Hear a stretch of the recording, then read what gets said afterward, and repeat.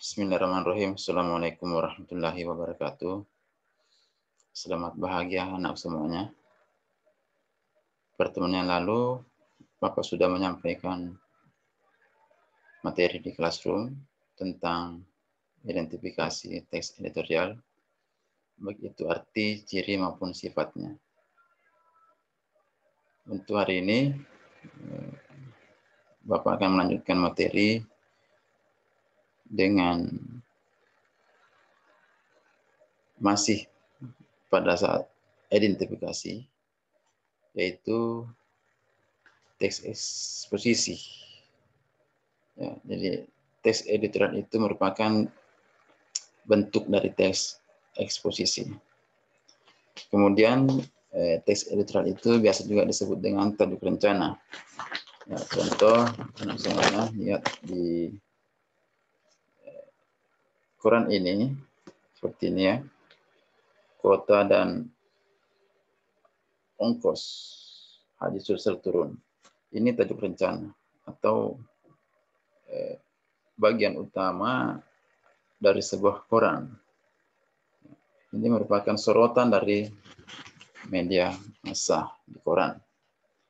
Oleh karena itu, untuk lebih jelasnya kita lihat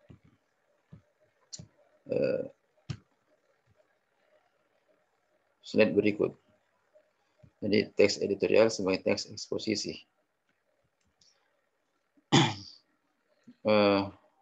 Perlu Anda paham, insyaallah, setelah materi ini dan dua materi sebelumnya, maka pertemuan berikutnya Bapak akan memberikan kuis pertama untuk bab 3. Karena itu, saya harapkan anakku semuanya mengikuti materi ini satu demi satu slide supaya bisa paham. Jadi intinya di sini yang pertama, teks editorial itu pandangan redaksi terhadap suatu peristiwa aktual. Aktual artinya yang hangat atau yang menjadi sorotan. Fenomenal artinya hal yang luar biasa. Bisa juga dikatakan sebagai fenomenal itu hal yang bisa disaksikan oleh panca indera dan kontroversial atau menimbulkan perbedaan pendapat. Selanjutnya gaya penulisan editorial itu eksposisi. Ya, sehingga pada slide berikutnya Bapak akan memberikan materi tentang pola pengembangan eksposisi. Yaitu ada contoh proses, sebab akibat, klasifikasi, definisi, analisis komparasi dan kontras. Baik. Yang pertama, pola pengembangan proses. Namanya proses berarti ada langkah-langkah atau ada cara-cara. Ya. Di inti di sini proses itu adanya urutan secara detail sehingga pembaca dapat melihat seluruh proses dengan jelas. Contoh bagaimana sebuah mesin dapat bekerja, bagaimana cara membuat pedonat dan seterusnya. Jawaban dari pertanyaan ini mengacu pada suatu proses. Kemudian konjungsi yang digunakan biasanya itu mula-mula, lalu, kemudian, setelah itu, dan sebagainya. Contoh, ya, kita langsung lihat ke kalimat kedua. Ya. Caranya, ambillah daun anggur secukupnya. Lalu, ya, kemudian sini ada setelah itu. Nah, ini artinya langkah-langkah atau proses membuat pembersih wajah dari daun anggur. Nah, kemudian yang kedua, pola pengembangan definisi. Definisi artinya pengertian. Ya, berarti kalau pola pengembangan definisi memberikan keterangan atau arti terhadap istilah atau hal. Konjungsi yang digunakan merupakan, yaitu, adalah, ialah, yakni. Contoh, ozon-terapi adalah pengobatan ini dan seterusnya. Jadi saya tidak berpanjang lebar, yang penting anakku paham dan tahu bahwa pola pengembangan ini seperti ini dan konjungsinya seperti ini. Gitu ya. Lanjut, pola pengembangan contoh atau ilustrasi.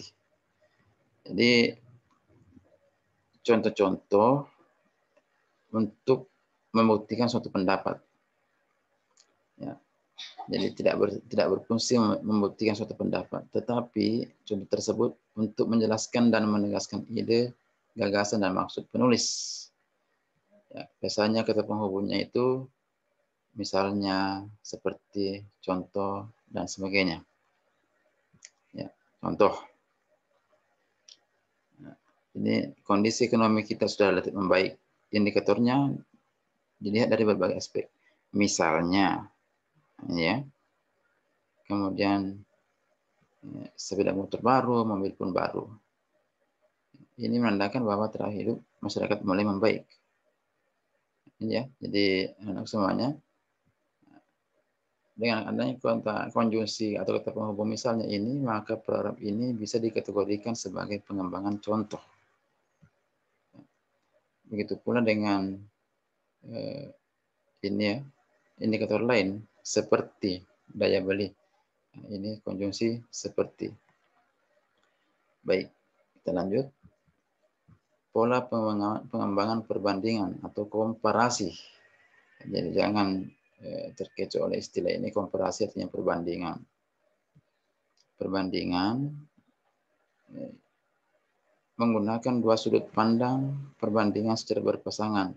Misalnya unsur kesamaan dan perbedaan, keuntungan, kerugian, kelebihan, kekurangan. Jadi membandingkan dua hal.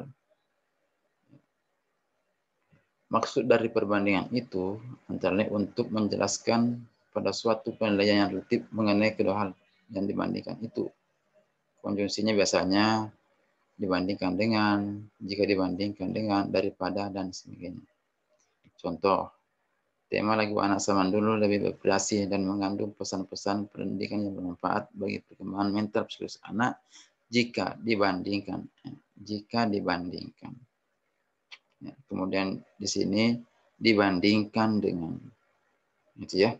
Jadi tidak perlu Bapak baca semuanya. Intinya Anda paham, terutama konjungsinya. Ya. Jadi yang perlu Anda catat adalah konjungsinya. Kemudian pola pengembangan pertentangan atau kontras. Ya. Jadi pola pengembangan ini hanya mempertentangkan atau menyatakan perbedaan dari dua hal yang dibandingkan. Kalimat utama menjelaskan inti perbedaan yang dilihat dari sudut pandang tertentu, misalnya fungsi ciri, ukuran fisik, dan sebagainya.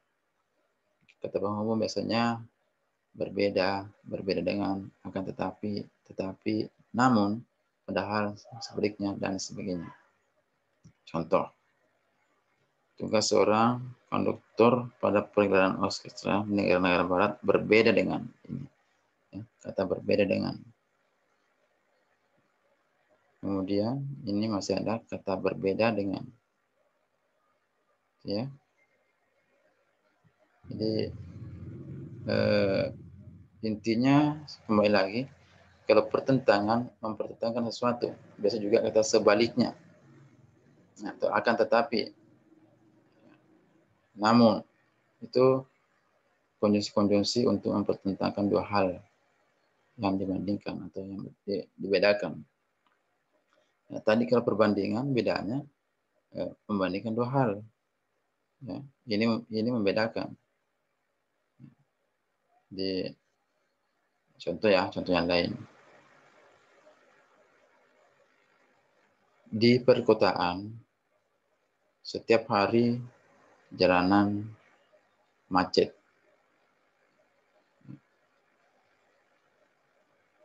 Akan tetapi, meskipun jalanan macet, tetap saja para pekerja bekerja seperti biasa, kemudian sudah menganggap bahwa kemacetan itu adalah suatu hal yang biasa. Sebaliknya, di desa, kendaraan tidak macet. Tetapi apabila orang desa ke kota, maka akan terasa bahwa kemacetan itu luar biasa. Jadi yang dibedakan di sini adalah keadaan kendaraan di kota dan di desa.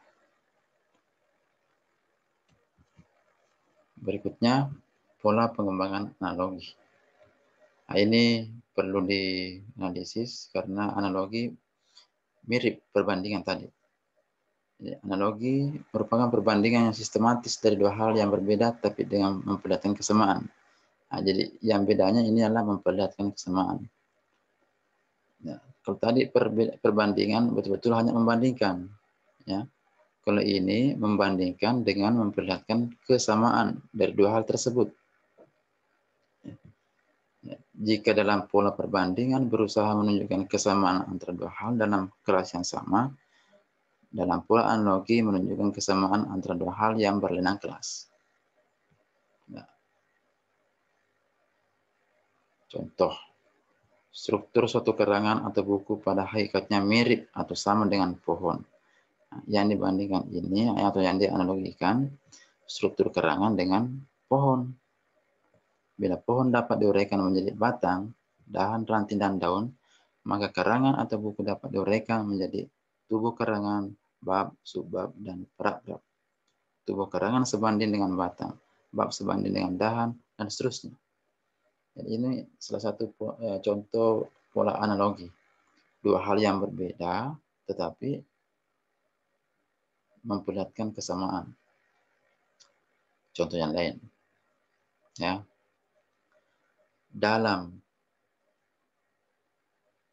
kehidupan ini bagaikan mengarungi samudra di tengah lautan.